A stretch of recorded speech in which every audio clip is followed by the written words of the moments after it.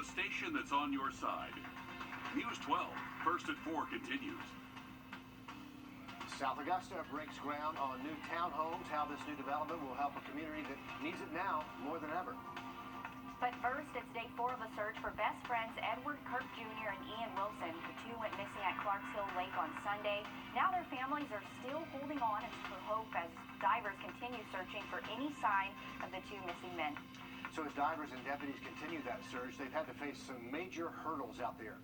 With the lake being so big and underwater visibility so low, it's just been a tough job for them to make progress. Today, our Wrdw is breaking down exactly what those divers are up against. He's live in Lincoln County. Will, yeah, and I spoke with the sheriff's office and also DNR, and they're working to find that specific location of where the two men fell into the water. And again, I'm just going to step out of frame here because right behind me is those two boats have been out here, and it seems like it's been the focal point for the past 2 days or so for the search. But there's been some factors playing a role in speeding up this recovery process, and some of those major factors, just to name a few, are the depth of the water, the temperature, the composition of the bottom of the lake, and most importantly, visibility. I spoke to a local diver who dives on the east side of the lake next to the dam. He says with some major storms rolling through our area recently, visibility is down to about 5 feet, and in other areas less than that. According to him, the deepest portion of this lake is 180 feet, which means around at 40 feet, they need lights to see almost anything. Another major issue crews are seeing and dealing with is the makeup of the lake floor. It's made of silt, which basically explodes all over the place when it's touched. Divers say all these conditions make it very tough to do even simple dives. Bottom composition here is a fine silt. You can take your hand and do that, and you'll totally silt out an area of several feet. So they have to be very careful. They run established patterns to do their searches, but any fin that hits the bottom, there's going to be a cloud of silt, and so they have reduced visibility. And Davis also told me that these divers generally have around 16 minutes of air on these maximum dives, which runs about at 100 feet. So they're very limited on the time they can spend on the bottom of the lake.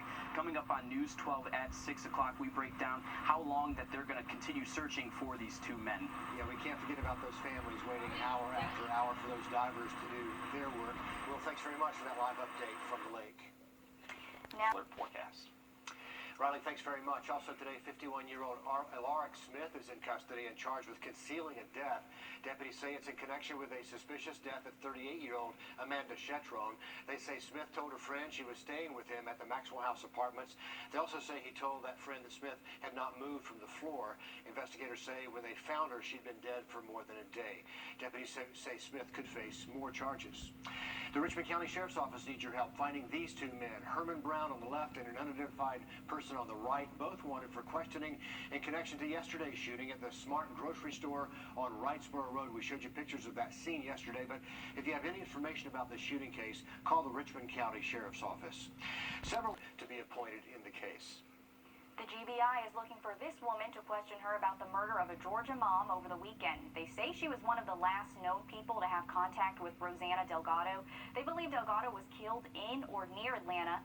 Right now, there are 5 suspects, one of which still has not been identified. Officials say a nationwide manhunt is on to find them. They believe the suspects could have already fled the state.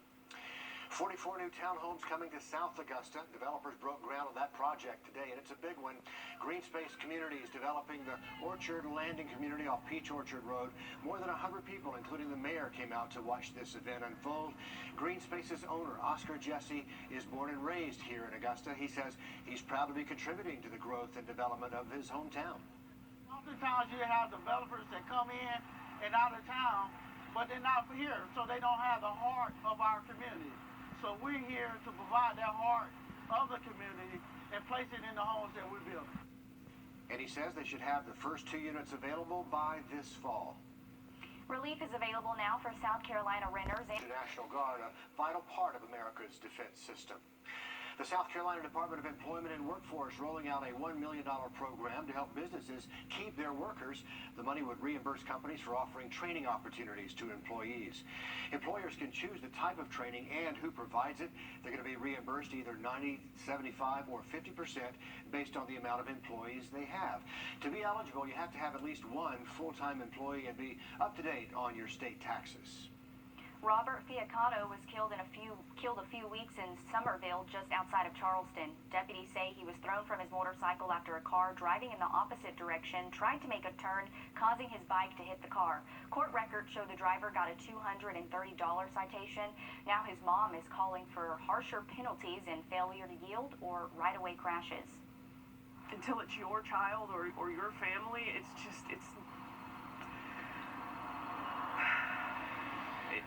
just doesn't hit as hard. She says she hopes to get in touch with state lawmakers to bring more attention to the issue. AU Health is trying to get more vaccines into underserved communities. Today they started what will be a reoccurring pop-up clinic at Diamond Lakes Gym.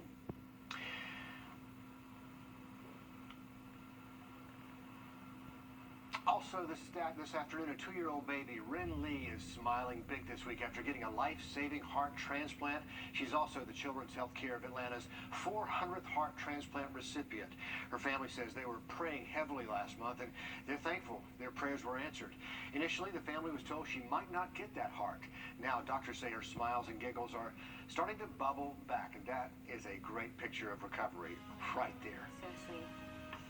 Well, still to come here as mosquito season approaches, people start stocking up on the spray and the candles. We're going to tell you about one new experiment that could mean fewer mosquitoes for all of us in the future. And that sounds pretty good, Riley. Hey, I like the sound. We're 7. Oh, wow. That is uncomfortable right there. All of us cringe at So the thought. close. It's too close for comfort. We cringe at the thought of the bite and the buzz. The mosquito season is coming back. They are not just annoying. You know, they also spread deadly disease. That's right. Now, one company is rolling out an experiment of genetically modified mosquitoes. They hope these will help slim down the populations. Sam Brock shows us how. Inside boxes like these, on the Florida Keys, a possible key to what scientists hope will slow an invasive and dangerous mosquito species. They're called Aedes aegypti and are known to carry diseases like Zika, dengue, and yellow fever, the females spreading infection with their bites. In the Keys, they make up just about 4% of the mosquito population, but are responsible for virtually all of the mosquito-borne disease transmission to humans. The potential solution starts at Oxitec's lab, where tiny eggs are injected with a modified DNA strain, ultimately producing mosquitoes that have what's called a self-limiting gene. Only the male offspring can survive past an early stage. The boys, unlike their female counterparts, do not bite. They run out of females to mate with, and that's how you bring the population down. This week, Oxitec began the process of releasing 140,000 male eggs in 6 locations along the Keys. That is part of a live experiment greenlit by the EPA. Though some environmentalists are crying foul. Genetic engineered organisms are not something that we can control. Evolution will find its own way. This isn't disrupting anything within the environment naturally? We haven't seen that, no, and we are targeting the Aedes aegypti that is invasive. The company says similar projects in Brazil led to a 94% reduction of the targeted mosquito population and point out their research is peer-reviewed. Locally, residents buzzing about benefits and risks of unexpected consequences. My gut feeling says it's probably not a good thing. You know, we don't know enough about it. The EPA says they conducted an extensive risk assessment based on the best available science and does not expect the trial to have adverse effects to animals in the environment. Does this represent the potential for greatly reducing the amount of Zika or dengue fever that's prevalent in a community? We hope so. That's why we're doing this.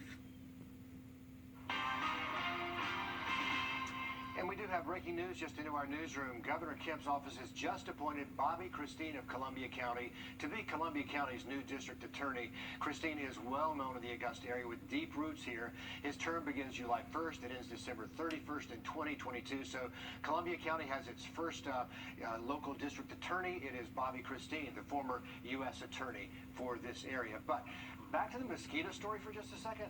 It sounds like scary science. I really hope it works. You know what? Like they said, 94%.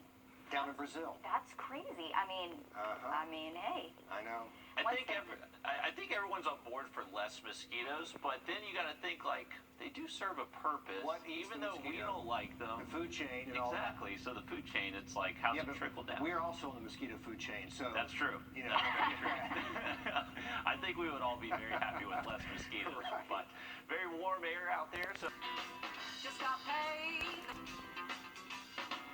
Watch 1226 on your side, wherever you go. I guess at 89 years old, not much scares you anymore. I guess so. And for this grandma, not even a mixture of different vaccines is making her scared. Laura Hefeli shows us the former nurse who has no fear. 89 years of life, Joanne Lawton's learned one very important lesson. What good would it do to be afraid of anything? Even after she got her COVID-19 vaccine, the first dose from Pfizer and the second from Moderna. How do you feel that you have two separate? I feel no difference and I don't give a darn. But her sons, who weren't comfortable going on camera, tell us they're furious. They were. They're really. Joanne went to Adventist Health's vaccine site in Sonora for her first shot. And it wasn't busy. And I sat down. And despite her vaccination card stamped with Pfizer's name, staff at the vaccine site delivered a second dose of Moderna. I signed some things. They gave me the shot and off we left. Tuolumne County tells Joanne medically there's nothing to worry about. Although it's not ideal, the CDC explains because both Pfizer and Moderna are mRNA vaccine products, they can be given together, writing such persons are considered fully vaccinated against COVID-19 at least 2 weeks after receipt of the second dose of an mRNA vaccine. Joanne says she's feeling better than ever. I didn't even have a sore arm. Once a nurse in Tuolumne County, shots like these are no big deal. I've always given them and taken them. That's the way we did with other things years ago. What were some like smallpox? Everybody got inoculated. Having it is going to send you on your way and be healthy. There you go. There's a pep talk of the day right there. She just mixed and matched. She's going to be fine, right? She's fine, and you know what? I love her. Her personality, she is awesome. She does have She doesn't even seem 89. She's living her we best need to life. hear from her every week. in one form or another. We need to hear from her. We need more. all right, lake forecast. Download it today. You know, the International Space Station is an interesting place, and these are plants actually growing in orbit right now. The astronauts have been doing that on board the International Space Station. Of course, no birds or bees to pollinate them, so they use a paintbrush. And right now they have a couple of plants growing, the Amara mustard and the extra dwarf pao choy. They lasted for about 64 days, the longest ever so far for plants growing in space. An interesting and important project on the International Space Station. And something extra to do when you're up there. I mean, pretty cool stuff. It probably makes them feel like they're at home in some way. Connected to the home planet. And we know if we ever get to Mars, we're going to have to grow potatoes like Matt Damon did. So you might as well start on the International Space Station with those, Riley. Look pretty good up here. Hey, that's pretty cool stuff. Growing stuff in space, making that next step there, and yeah, big progress. 85 degrees here in Augusta. Our winds are out the south at 11 miles an hour. Expect those winds to be a little bit breezy heading into our Thursday. Thursday afternoon, expect to be out of the southwest between 10 to 15, and then heading into Friday, we'll turn out the northwest behind a front moving through between 10 to 15 once again. So a little bit breezier than the calmer conditions we've seen the past few days. But overall, rain chances looking lower. Friday, we should stay dry through the weekend. Riley, thanks. That's going to wrap it up for First at 4. Meredith Anderson is here for News 12 First at 5 after a short break. We'll see you then.